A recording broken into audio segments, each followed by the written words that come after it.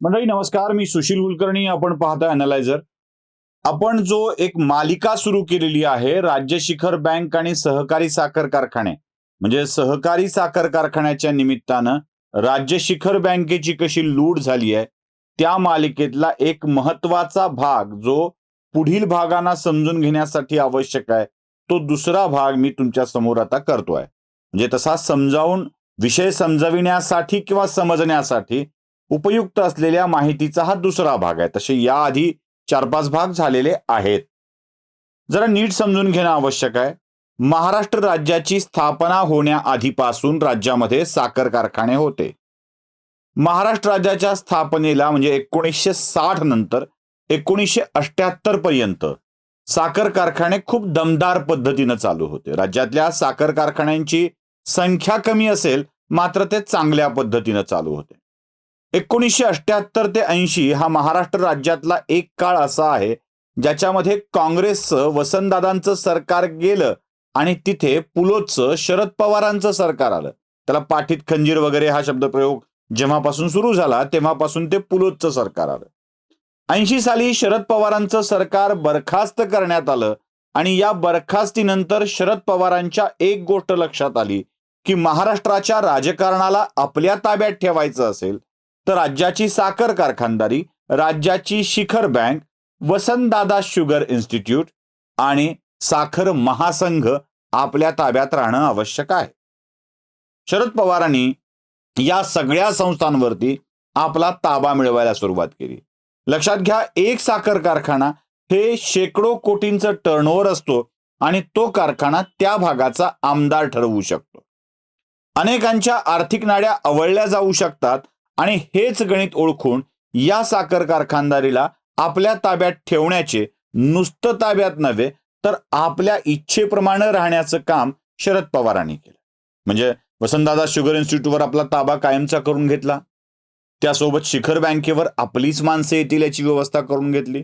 साखर महासंघ देखील आपलाच राहील याची व्यवस्था करून घेतली.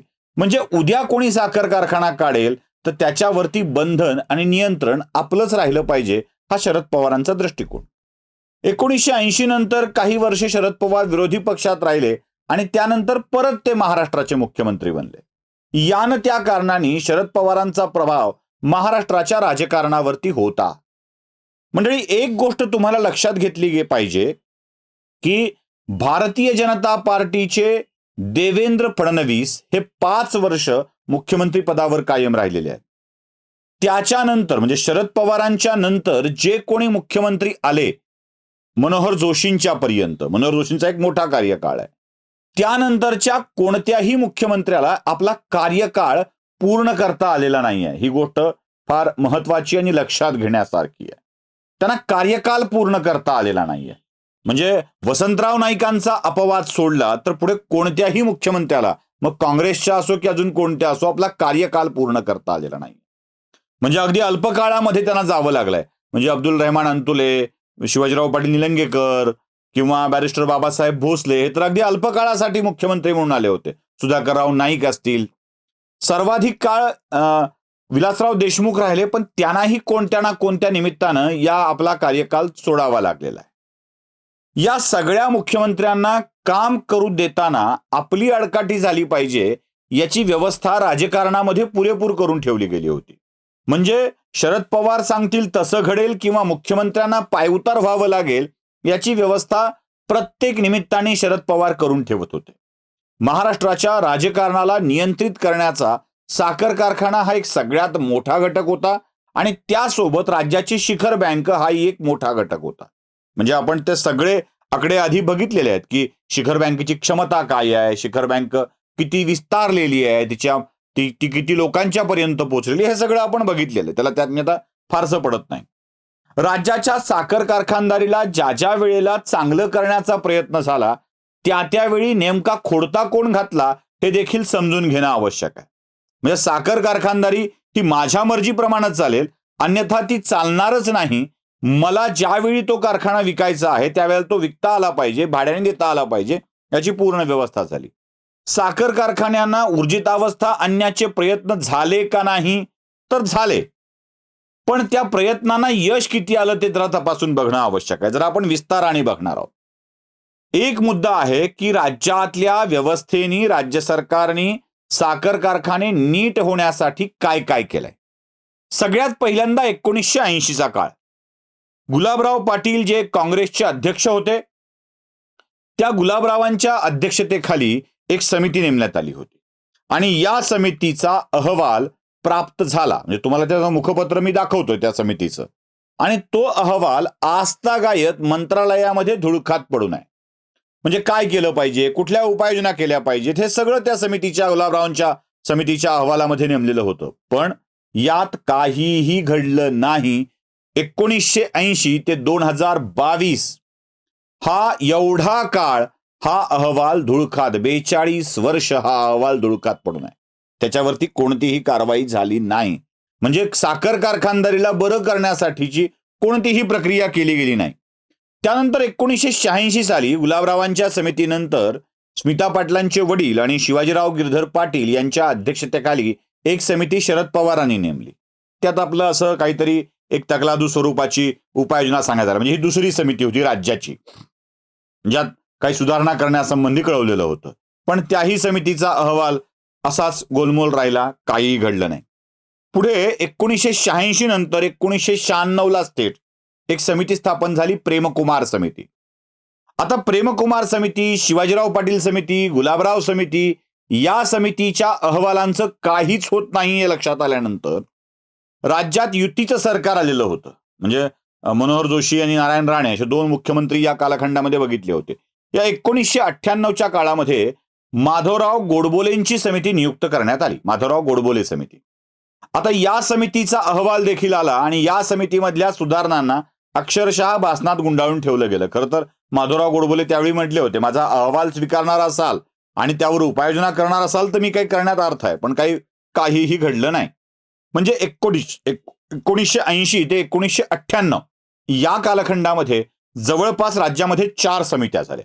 बरं, केवळ राज्यांनी हे काम केलंय का? जरा मी वेगात जातोय पुढे. आता केंद्राने काही समित्या केल्यात का? तर हो, केंद्रानेही समित्या केलेल्या आहेत. केंद्रांचाही यात प्रयत्न असा होता की साखर कारखानदारीला ऊर्जितावस्था आली पाहिजे.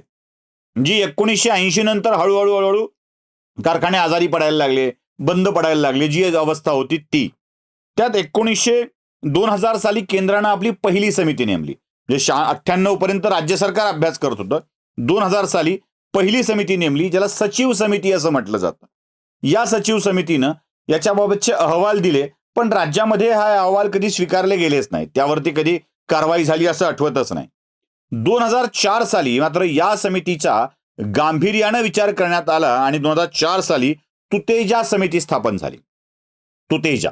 आणि या तुतेजानी या सगळ्या साखर कारखान्यांना पुन्हा एकदा नव्याने वित्तीय सहाय्यता करावी, बाकी काय गोष्टी कराव्या याचा अभ्यास करायचं ठरलं.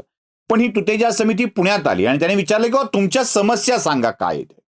साखर महासंघाच्या कार्यालयात तुमच्या नेमक्या समस्या काय आहेत ते सांगा. आश्चर्य वाटेल तुम्हाला, महाराष्ट्रातल्या एकाही साखर कारखान्यांनी या समितीला माहिती देण्याचं टाळलं, अक्षरशः टाळलं. एकानेही या समितीला काहीही माहिती दिली नाही. जणू काही अघोषित बहिष्कार या समितीवर टाकण्यात आलेला होता. तुतेजा समितीचा अहवाल शेवटी या सगळ्यांच्या विरोधानंतर सुद्धा संसदेत मांडल्या गेला.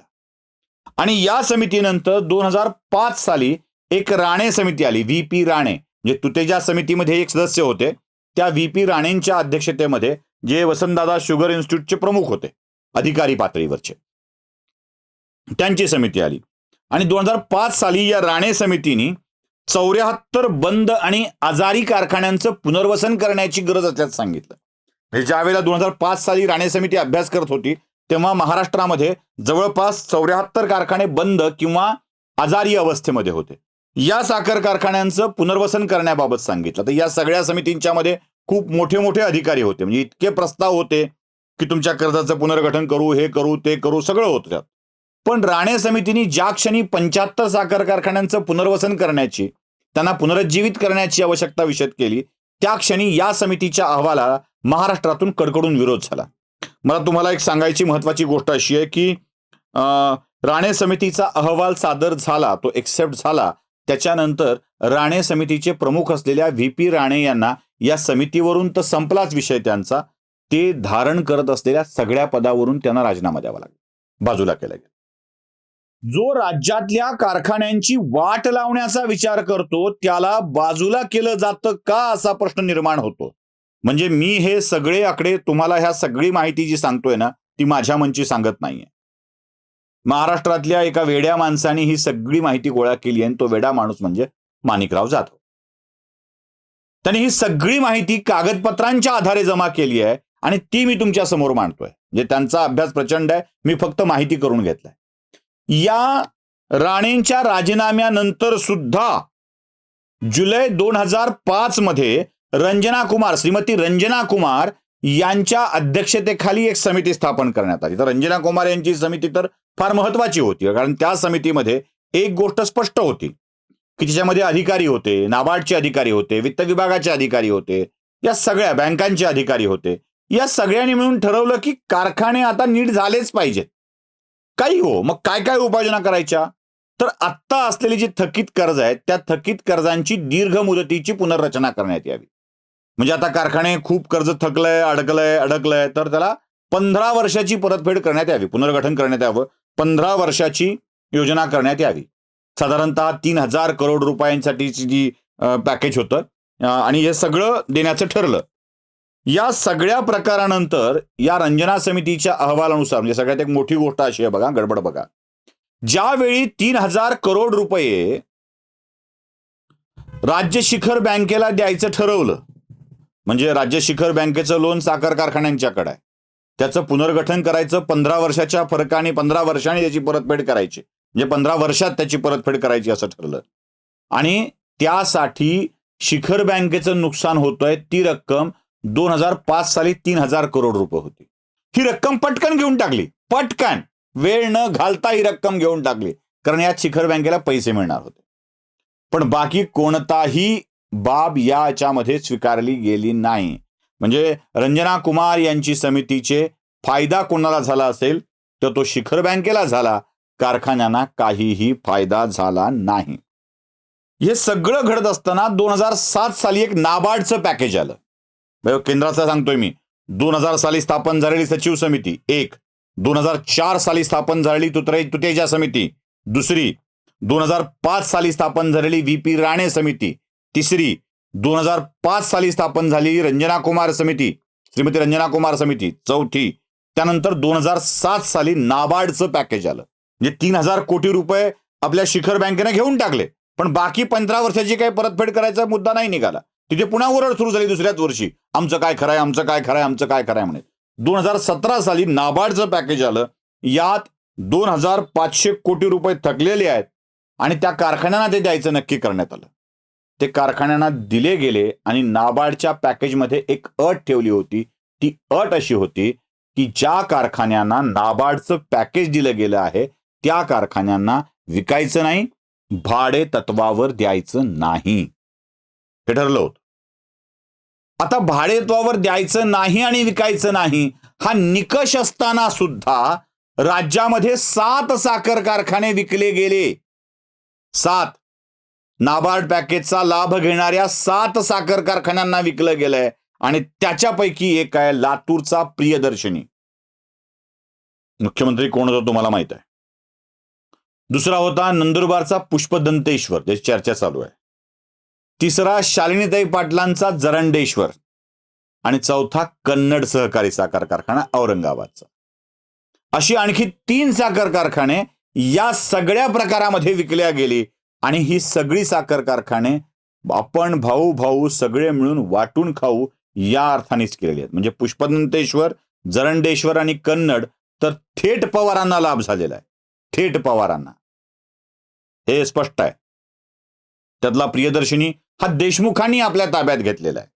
म्हणजे बघा, राज्यातला मुख्यमंत्री आपल्याच इशाऱ्यावर चालावा, त्याला आपल्याच पद्धतीनं काम करता यावं याची ती पुरेपूर व्यवस्था आहे. एवढंच नाही मंडळी, यावर आपलं वर्चस्व चालावं यासाठी विरोधकांना देखील खुश करण्यात आलं. म्हणजे मुक्ताईनगरचा सहकारी साखर कारखाना हा एकनाथ खडसेंना दिला गेला. नितीन गडकरींना 2 साखर कारखाने दिले गेले. म्हणजे इथे भाजप सहभागी आहे, ज्यांनी खूप काही बोलणार नाही त्याची व्यवस्था देखील केली गेली. देशमुखांना 1 साखर कारखाना दिला गेला. शिवसेनेच्या खोतकरांना 1 साखर कारखाना दिला गेला. पद्धतशीरपणानं ज्या ज्या गोष्टी करायला नको त्या सगळ्या गोष्टी केल्या गेल्या. या सगळ्या समित्यांच्या अहवालाला नाकारत फक्त एक रंजना कुमारी आणि राणे समितीचा अहवाल थोडाफार स्वीकारला गेला, ज्यातून 3,000 करोड रुपयांचा फायदा राज्य शिखर बँकेला झाला. लक्षात घ्या, पॅकेजेस, अहवाल कसे स्वीकारायचे, कसे नाकारायचे याची टेक्निक चांगलीच जमलेली होती. आता पुढचा भाग मी तुम्हाला सांगणार आहे, जो विस्तृत असेल, की सामान्य माणसांच्या पैशाची लूट कशी झाली आहे. अगदी लूट हा शब्द मी वापरतोय. माणिक जाधव तर दरोडा हा शब्द वापरतात. तो कारखान्यावर टाकलेला संघटित गुन्हेगारीचा दरोडा असा त्यांचा शब्दप्रयोग असतो. मी कारखान्यावरच्या दरोड्यावर तर बोलेन, पण त्यासोबत राज्य सरकारकडून पैसे घेऊन सामान्य माणसाच्या खिशावर कसा डल्ला मारलेला आहे हे तुम्हाला सांगणार आहे. आणि त्यासाठीची प्रयोजनं वापरलीत, साधनं वापरलीत, ते म्हणजे थक हमी. सगळ्यात मोठं सरकारची थक हमी हे एक साधन वापरलेलं आहे, ज्यातून हजारो करोड रुपये सरकारकडून अक्षरशः लुटल्या गेलेले आहेत. आणि बेभाव पद्धतीनं कारखाने कसे विकल्या गेलेत ते जाणून घेऊया पुढच्या भागामध्ये. हा भाग ऐकून तुम्हाला काय वाटलं ते नक्की कळवा. धन्यवाद.